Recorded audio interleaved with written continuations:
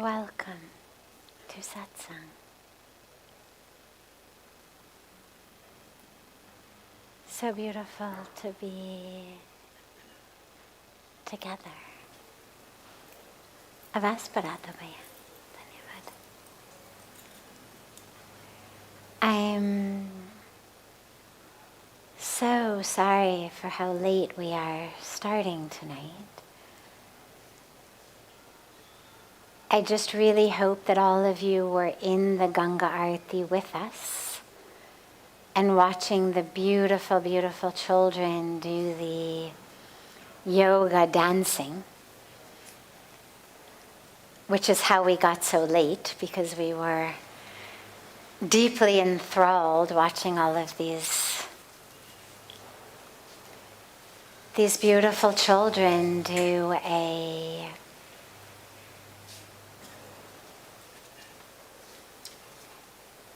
very simple, in terms of the props, just a pole, an incredibly difficult, challenging actual yoga. ये बाहर देख लेना भैया.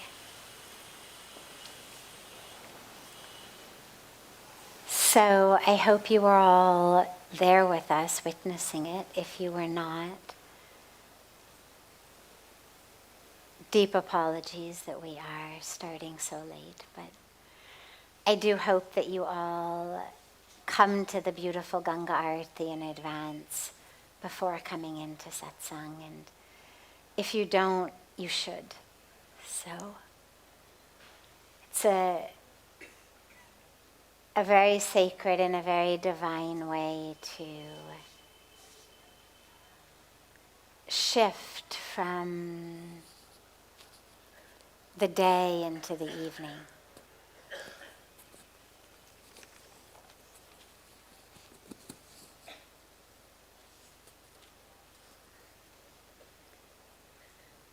Starting as always, with a question that's come in advance from our family all over the world, and then we'll open it up to any questions that anyone here has.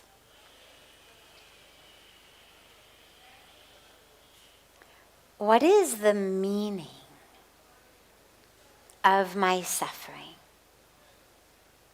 What is the meaning of my suffering?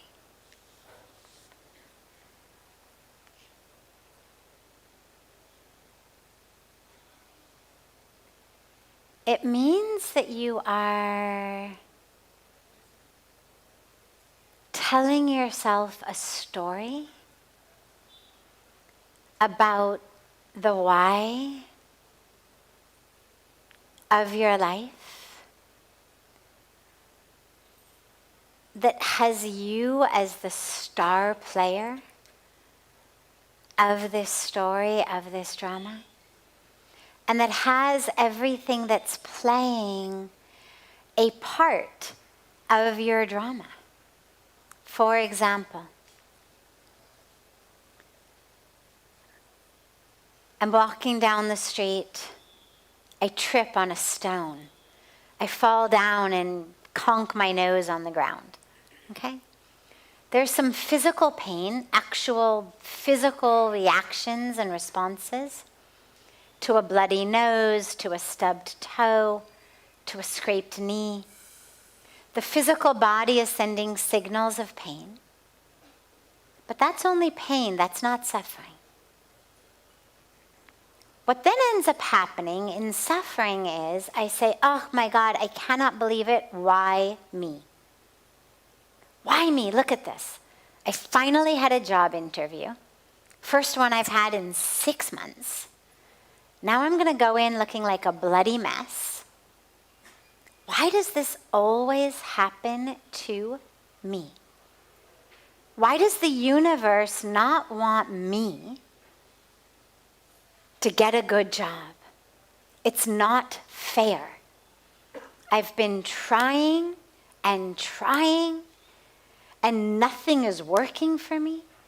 And on this day I finally have an interview, I have to fall down. So unfair. That's suffering. But you see where it's a story. What are the facts of the situation? Rock on the road. That is the beginning and the end, the sum total of the actual facts. Rock on road. And where have I gotten from rock on road? The universe hates me. I'll never get what I'm looking for. Everything is working against me. Life isn't fair. Now, in either case, I've got a black and blue toe, some scrapes on my knee, maybe a bloody nose. But if I don't bring the story in, it's something that can quickly be addressed. Yeah, I may have a bum knee for a little while, but some ice, some Neosporin, Band-Aid, Advil if necessary, not going out jogging for a few days, the pain will go away.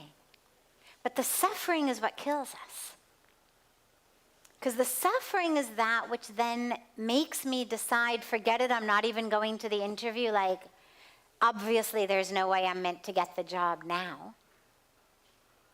Or we do go in, but we go in carrying this story of, the universe hates me. Look at what happened. Nothing is in support of my flowering and flourishing. And so naturally we don't make a very good impression. I mean, if you want to hire somebody, do you want to hire somebody who's already super negative and miserable before they've even started working for you? I mean, we know everybody has ups and downs, but ideally you want to hire somebody who you enjoy being around. You want to spend time with this person. You think they'll be good for the culture of your company, your organization. So then you don't get the job. And then it just reinforces your story. The universe is against me. Pain is not a choice. It's a biological mechanism. Suffering is a choice. Suffering is what I tell myself about the story. Take another example without even any physical pain. We planned a picnic. It was my birthday. I planned a picnic for all of my friends. We were going to go sit on the beach. I love the beach. We're going to enjoy a beautiful day on the beach, have a picnic, swim in the ocean. And it rains. It rains. Everything gets rained out. Story I tell myself, look at this. Look at this. Like, I never do anything nice for myself. I spend all of my time taking care of others. Now, on my birthday, one day that I actually plan something for me, look what happens. Look how the universe is against me. I do everything. And I can't even have a picnic for my birthday. I'm not meant to be happy. I'm just not supported by the universe. It's not even the rainy season. This guy's got a birthday in the rainy season and it's sunny on his birthday. The universe would never dare rain on his birthday because the universe loves him. Now it's the dry season. But me? Of course it's going to rain, right? Now, what is the fact of the matter? Rain. We had a rainy day. Beginning and end of the fact of the matter. could have been taken with joy. Wow, look at that. The universe chose my birthday as the day to nourish the world with water that it needs so badly. Look at this. The universe is crying in joy, celebrating that I was born, right? I mean, there's so many other ways. If you want to read a message into it, there's so many other ways to read messages. Or we remember that actually, not everything's about us. And actually, sometimes it just rains. And it has nothing to do with my birthday, nothing to do with what I had planned. It's just a rainy day. Like it's just a rock in the road. Suffering requires me to be in a story where it's all about me. The rock is there as the impediment to prevent me from getting the job I wanted. The rain is there to ruin the one day that I planned for my birthday. So suffering is all about a story. And what that means is that we've got all the power to change the story. Changing the story we tell ourselves is one of the most powerfully healing things you can do. I love it. It's something I do all the time. I'll give you one of my favorite types of personal examples. You're driving down the road, minding your own business, being a good defensive driver, a very calm driver, minding everything. Suddenly some guy cuts in front of you out of nowhere. You have to slam on your brakes. If you didn't, you would have hit this person. Now the adrenaline is pumping, the sympathetic nervous system is on. And the story most of us tell ourselves is, you idiot, right? And we start yelling and screaming. And we've got a full story for the day to anyone who would listen. You won't believe it. This guy, I almost died. Now, what I love to do in moments like that, because the truth is you have no idea who they are. They've sped off. It's over. The karmic threads that bound you together are over. They intersected for a brief moment. Now that person has sped off. You are going on your day. And I love to say to myself in moments like that, when I'm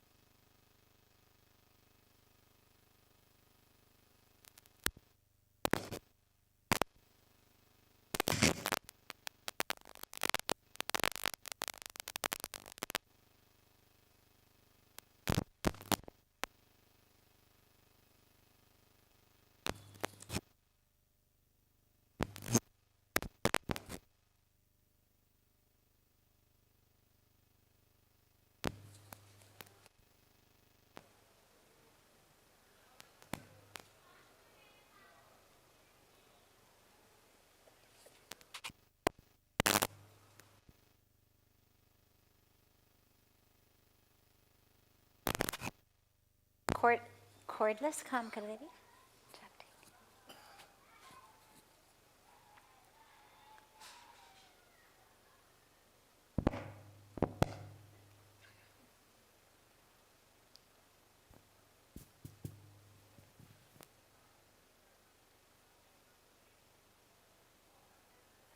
What I love to do in moments like that as I just feel a story start to begin. You can watch it happen. Oh my God, that guy. Who does he think he is? Oh my God, this. Oh my God, that. We do it all day long. If you really watch yourself, you'll see how we tell ourselves stories all day long. About each other, about the universe, about people we know, people we don't know. And I love to grab that moment as I just find myself starting to tell some story that sticks me in the center. Why the universe put this guy right in front of me. How this guy clearly had intended to give me a heart attack. And instead, to write a new story. And to say to myself, for example, maybe this guy 3 minutes ago got a phone call from a hospital that said, your son was just in a horrible car accident, is on the verge of death. If you want to see him alive, you've got 2 minutes to get to the hospital from wherever you may be. Now you see how a simple new narrative changes that guy from this idiot who almost killed you to somebody you want to follow to the hospital and hold his hand, clear the road for him, bring him lunch, see if there's something else you can do for him. See how suddenly it's no longer about you. And I have found that the end of suffering is when we can ideally stop telling these stories altogether. It's a rock. It's a rainy day. It's a guy driving fast.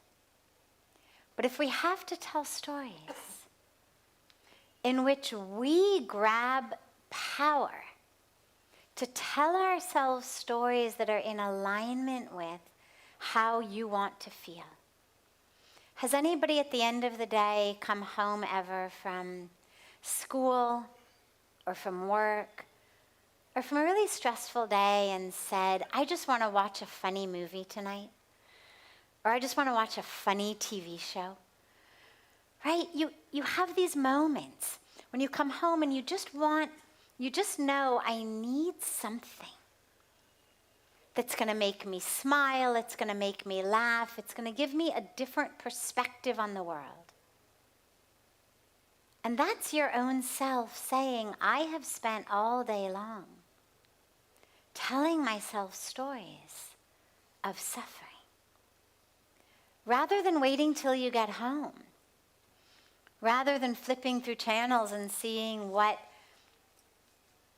movie or TV show somebody else has made that will make you smile or laugh, why not just tell yourself those stories during the day? Make up stories. You never know somebody's real story anyway. You may think you do. But we never really know what's going on in somebody else's mind or heart that leads them to act in a certain way. So rather than writing stories that cause us pain, grab control, grab power over your own emotional, psychological, spiritual life and start writing stories about how the universe is there for you. How about, instead of this guy almost killed me, how about, oh my God, thank you, universe. If I had been driving 1 mile an hour faster than I was, he would have rammed right into me. I would have died. Wow. Thank you, universe.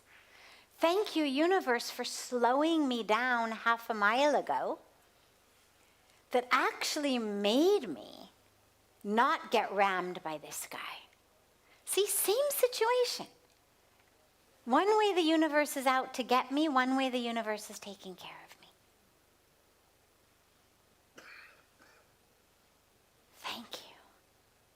look for ways you can rewrite your own narrative to end your suffering. And the most important piece always is, remember, it's not actually about you. There's actually a whole universe that is unfolding that has nothing to do with you in terms of you as this small individual self. It has everything to do with you as your infinite self. But really, a rock on the road, a rainy day, some guy driving fast, somebody being obnoxious, somebody speaking in a certain way, doing something.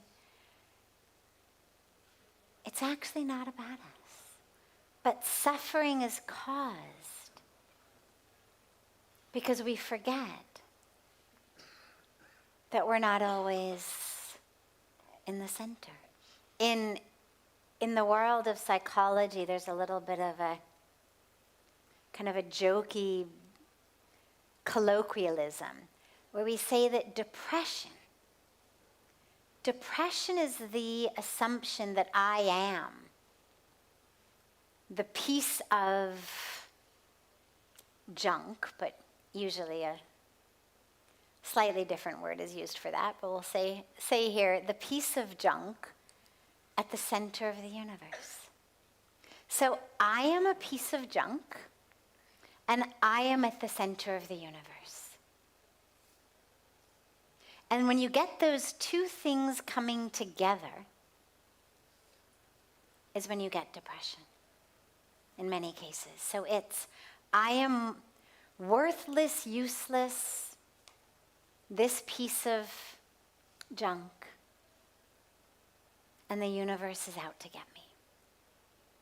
I'm at the center of the universe. All of that which is happening against me. And this is why spiritual service, seva,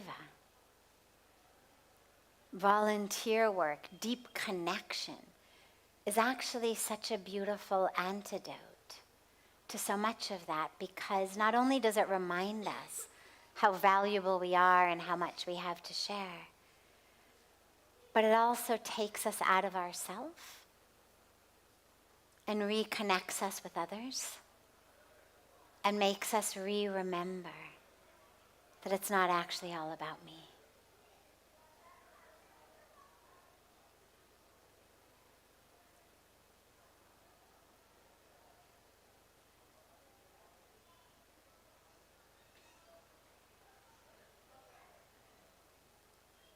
Other questions that anyone here may have? Bless you.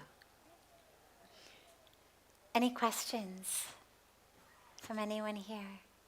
Yes.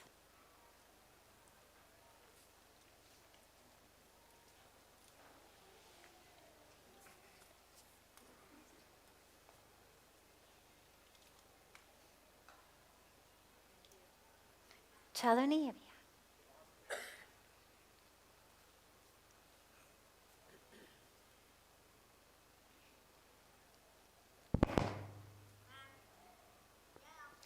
Just one second. She's got a question here. They're just getting the mic on, and then we'll come to you.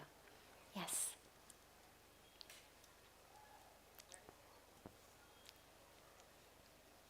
It's not, hers isn't on. If yours is on, give it to her. Yeah, good.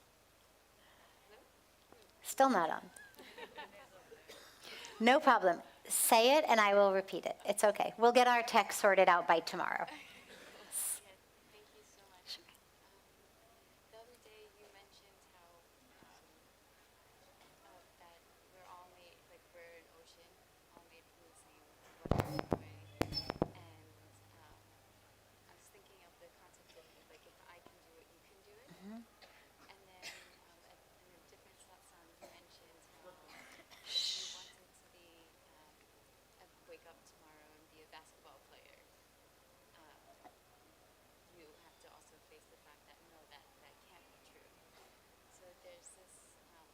think your mic might be working now. He was saying it's working. Yeah, perfect. So I guess the question is, when we think of the factual limitations that we just have as human beings in this physical planet, like in the physical realm, but then we all have this interconnectedness as well. I'd just love to hear a little bit about how we're still individuals and we have different processes and journeys and learning styles, but we also seem to be aiming for something very similar or in the same thread as part of the same ocean. Beautiful. So,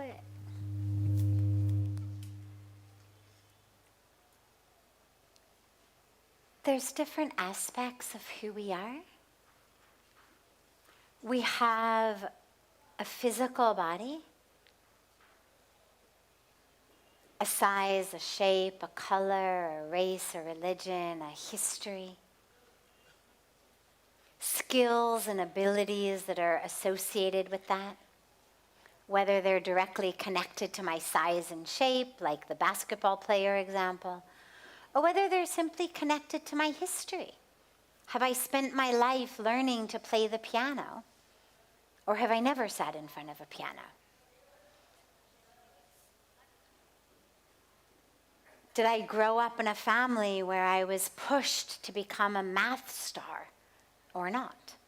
So skills and abilities are going to be based on experiences that I've had, as well as aspects of the physical body.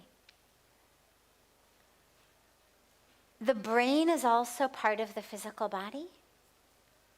Now, as we grow, we get different impressions on that through different experiences that we've had, what we grow up in. If I grow up in a family of doctors, or a family of engineers, or a family of business people, it's very likely that I will begin at least a large part of my life sort of thinking, well, that's the direction I'm going to go. I may later decide to change my mind. And you certainly have stories of people who came from completely different types of families who go in those directions. But we tend to have ideas and values and ethics and patterns based on that which we've experienced. That forms our brain, part of our physical body, individual. We want the same thing, but we've had all of these different experiences that are going to give it to us in a different way. Some of us may have been born and raised to believe that happiness is going to come in, a Big Mac and fries. Like if that's what our family was focused on, if it was Friday nights at McDonald's, like this was the family gathering. And every other night of the week was miserable, and mom and dad fought, and we got yelled at or beaten or whatever it might have been. But Friday nights, we all went out for Big Macs and fries, and it was ecstatic. I could have a very deep impression in my mind that happiness comes from a Big Mac and fries, or certainly from food, certainly around a food experience. That's where happiness comes. Somebody else is raised in a family where happiness comes from going shopping, right? Maybe that's how my mom or my dad dealt with their depression and anxiety. They went shopping, bought new things, came home, showed them off, felt better. They'd be miserable, would say, I'm going shopping, would come home and would feel better. Now my brain has actually formed with these, what we call sanskaras, these impressions of where happiness comes from. Maybe every night after the lights were turned out, my brother beat me. or sexually abused me. And I grow up afraid of the dark. In my mind, darkness means pain. So I grow up with this sense of fear of the dark. Now, all of these are what I call of the body, because they are things that have impacted either my physical body, neck down, or the impressions in my brain, the neural networks in my brain, the patterning, the programming, the associations, the pathways in the brain, in the mind, whether we say sanskaras or neural networks or patterns. Physical body, we're all different. Different experiences, different bodies, therefore different skills, different abilities, different paths. But then you have the part which is soul, which is spirit. We've got so many also other ones, but we'll talk just about these two for now. Soul, spirit. That's what I call content. You've got form and you've got content. Form is the physical body. Content is soul and spirit, essence. That's the same. That's the ocean. Each wave is different. Some are big, some are small. Depending on where they crash, there's going to be a lot of white water or no white water. Some of them are kind of normal waves, some are more riptide waves, some are tsunamis. All types of different waves. If we had a surfer in the audience, I'm sure they could give us a whole list of, they've got all kinds of lingo of what type of wave it was. Different forms. But the content is ocean.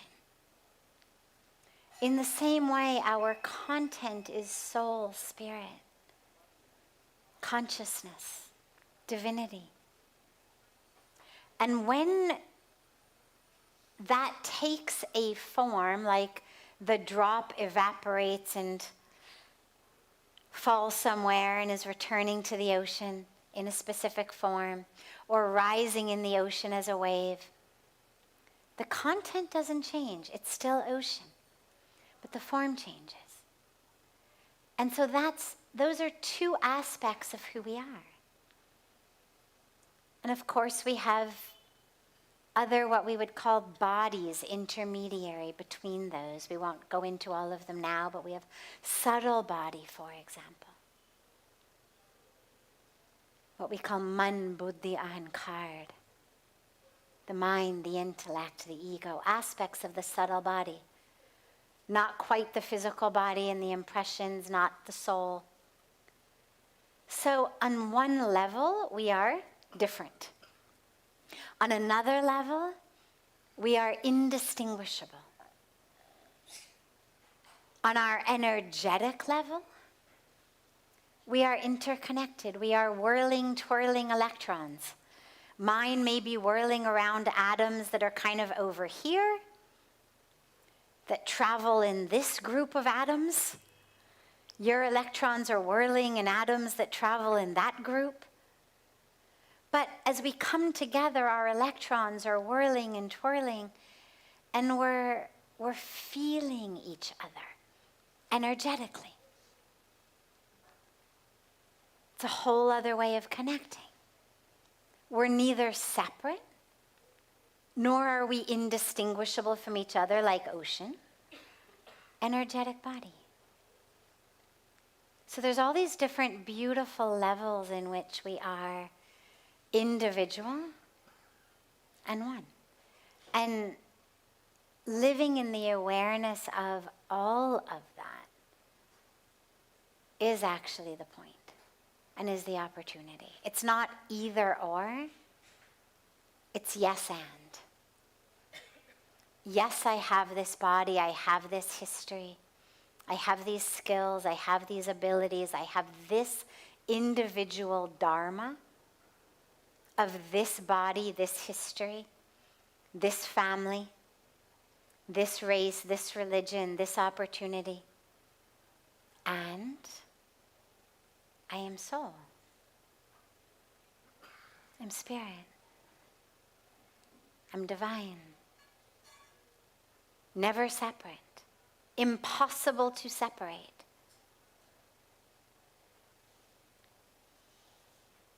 And those are just a few of the many, many levels of our existence.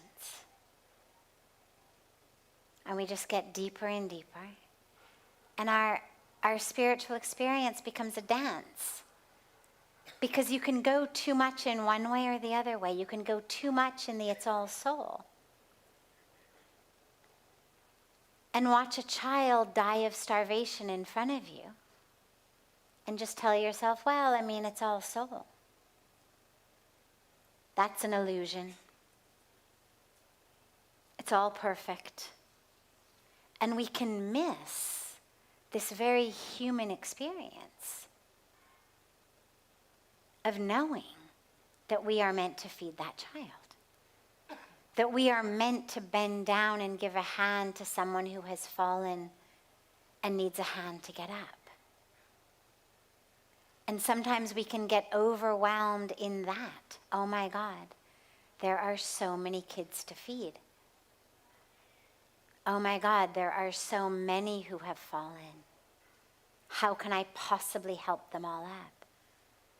And we get overwhelmed. And that's when we realize, oh wait, it's all soul. It's all spirit. It's all divinity. It's all perfect. And then there's another hungry child. And we feed her. And we move in this dance between having the joy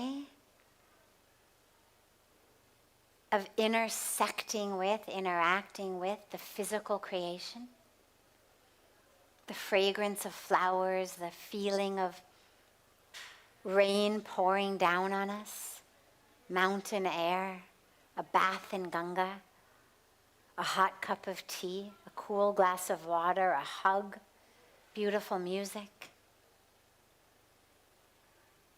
Interacting with this beautiful creation that we are meant to interact with.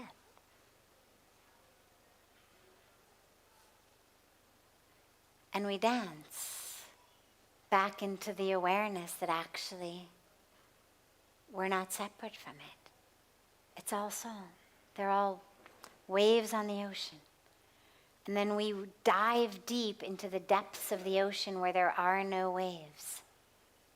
There's no flower, tree, person, this, me. We're all just one.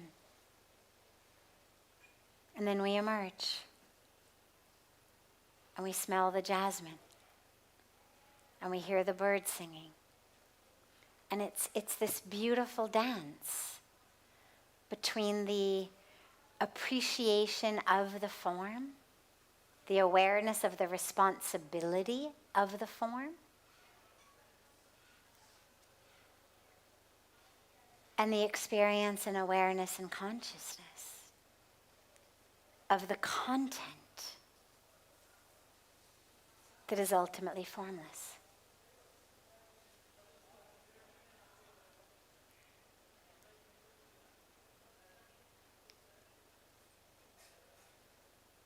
Beautiful. And we'll take you in the back as our last question. Yeah.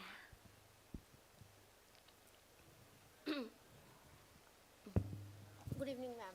My name is Shruti Ghosh. Good evening, ma'am. And good evening, the ladies and gentlemen. I'm coming from the West Bengal in Calcutta.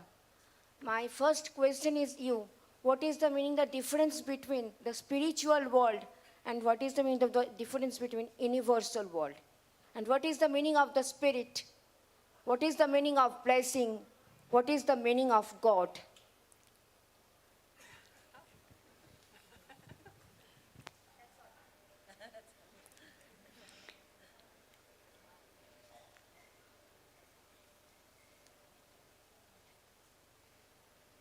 the universe is tangible. Our senses are not always refined enough to actually feel it. I cannot feel an atom, but it's still tangible. I don't have the subtle enough ability to actually feel it. But there actually is a mass. There are physical components of that atom. A mass, a density, a weight, a size, a shape. The universe on the micro level and the macro level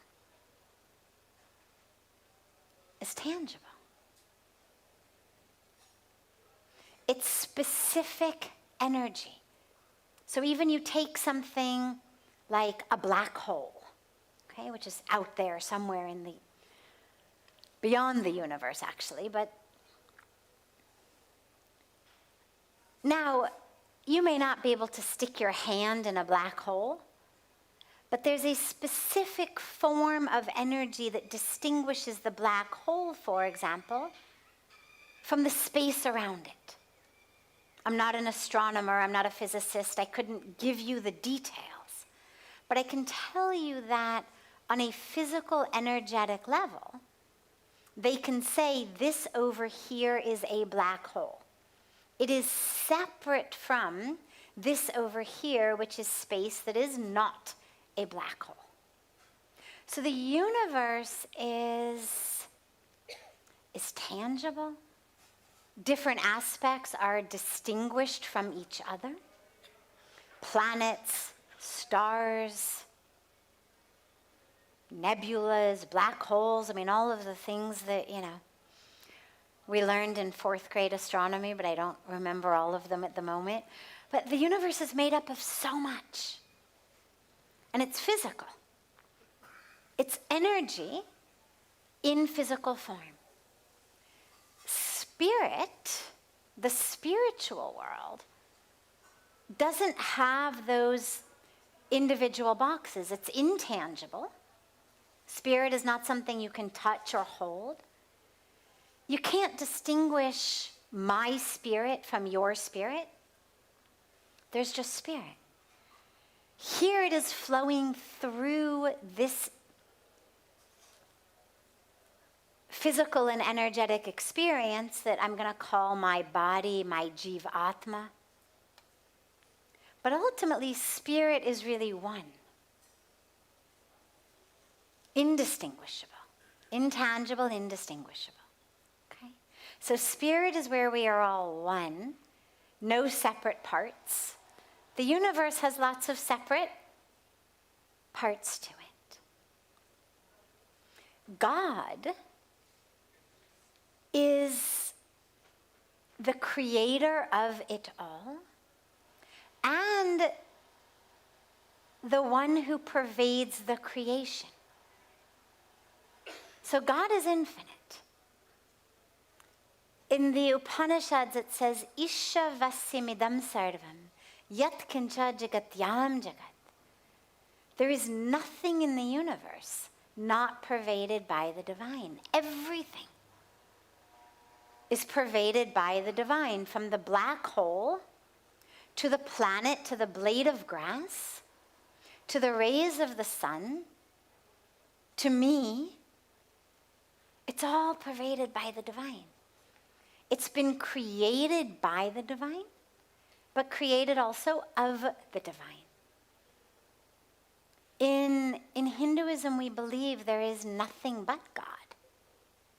So the universe is God. Spirit is God. It's all God. God is that.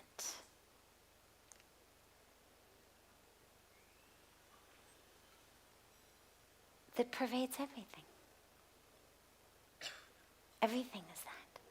So God is that from which we are inseparable. It's the truth of who we are, and it's the truth of what everything is. And that's why on a spiritual level, God realization is self-realization. It's why the words are used interchangeably. To realize God is to realize myself. To realize myself is to realize God. To love you on the deepest level is to love God. To love God is to love you. Because it's that awareness that it's all one. Okay? Beautiful. Have a beautiful, beautiful rest of your evenings.